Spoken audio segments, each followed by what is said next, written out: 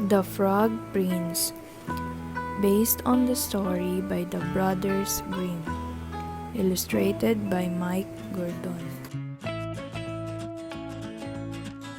Chapter 1. Princess in Trouble. Princess Poppy was furious. "I won't marry him, Daddy," she said. "He's smelly and smug and slimier than a frog." "You don't have to marry Prince Humperdink now, darling," said her mother. "You can wait until you're grown up." "I never want to marry him," said Poppy. "I'd rather eat my toenails," Poppy, shouted her father. don't be so rude. You've been pampered by your mother, spoiled by your sisters. It's time you did as I say. "Don't be mean to Poppy, Papa," cried her sisters. "And Humperdink has such big teeth," wailed Poppy. "It's because I'm the youngest," Poppy went on sadly. "My sisters got all the best princess. I hate being the youngest," That's enough. said the king. Prince Humperdink is coming to dinner tonight, and you must be polite to him. He is your future husband after all. "I'll find another prince to marry," Poppy declared. You can have until tomorrow morning, said the king.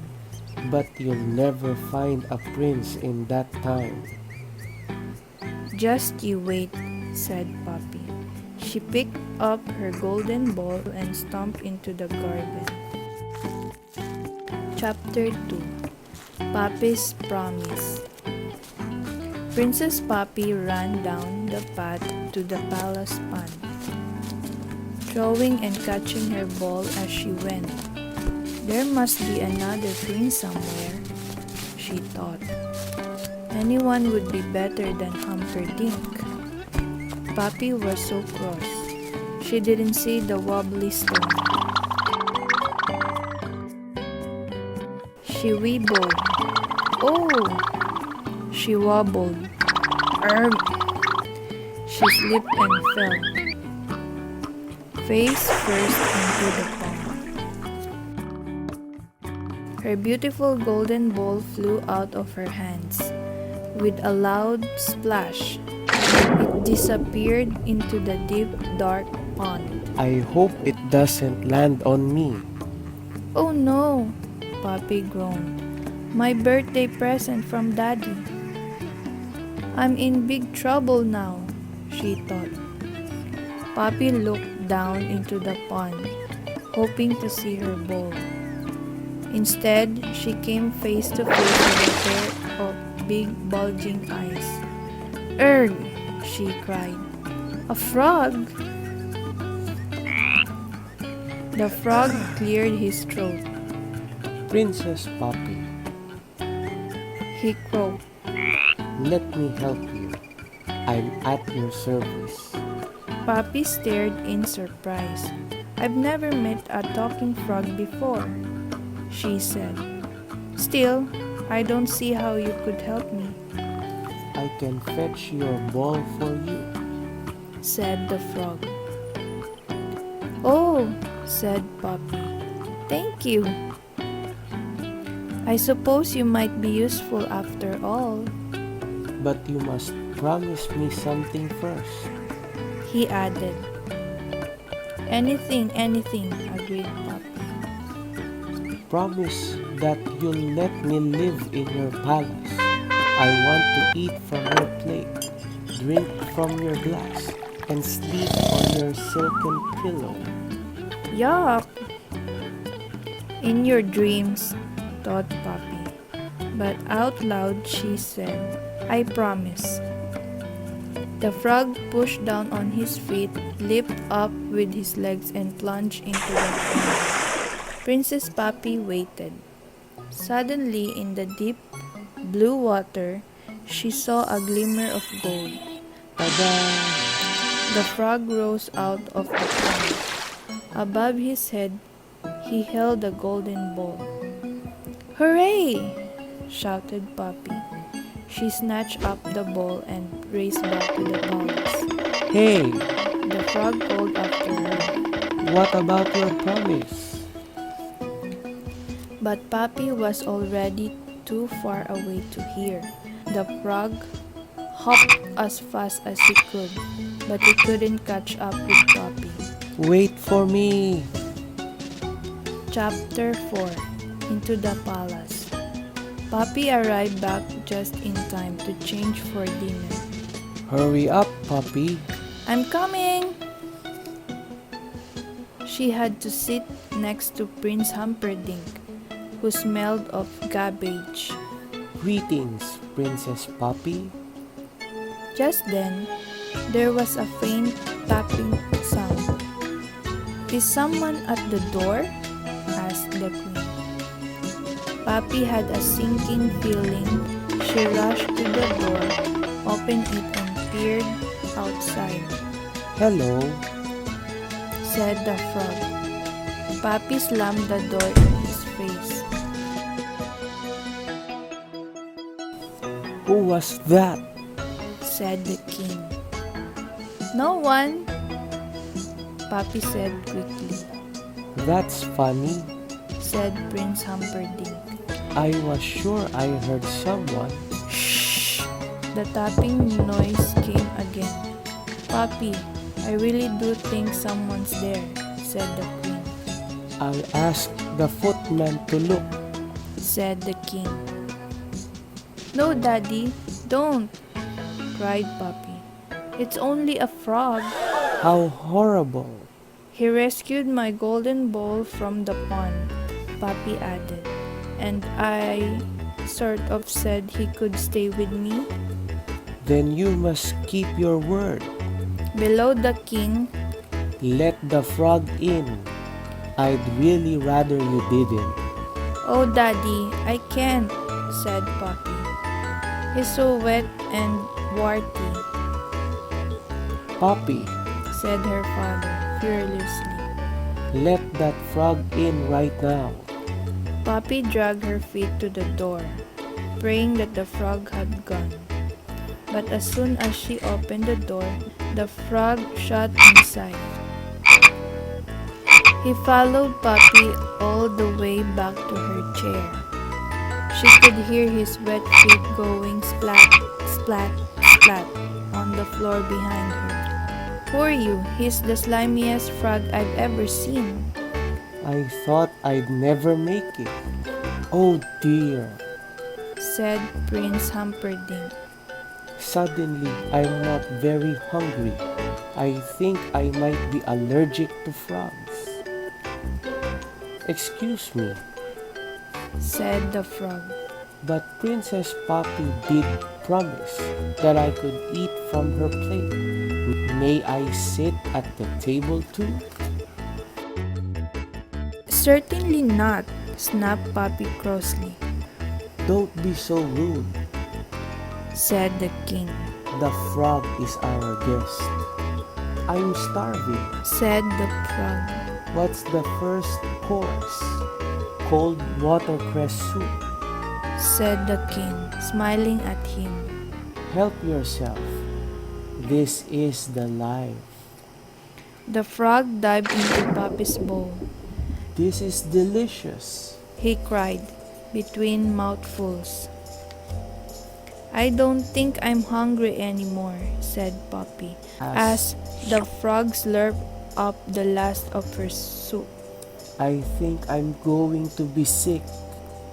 Right. Said the frog, cheerfully.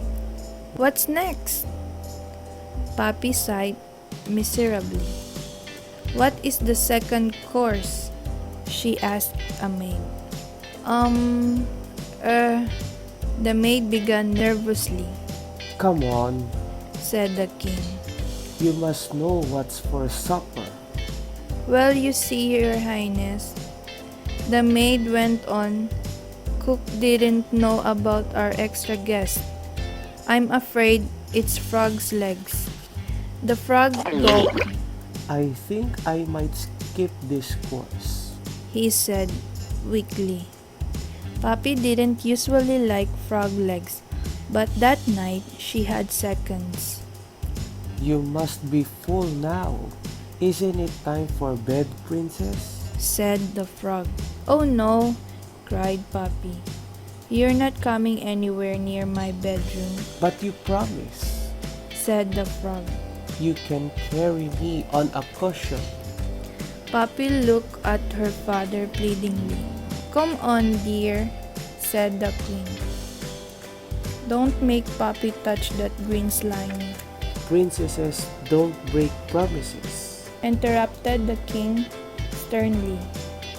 Poppy took a deep breath, then stretching out her arm, she picked up the frog by one foot.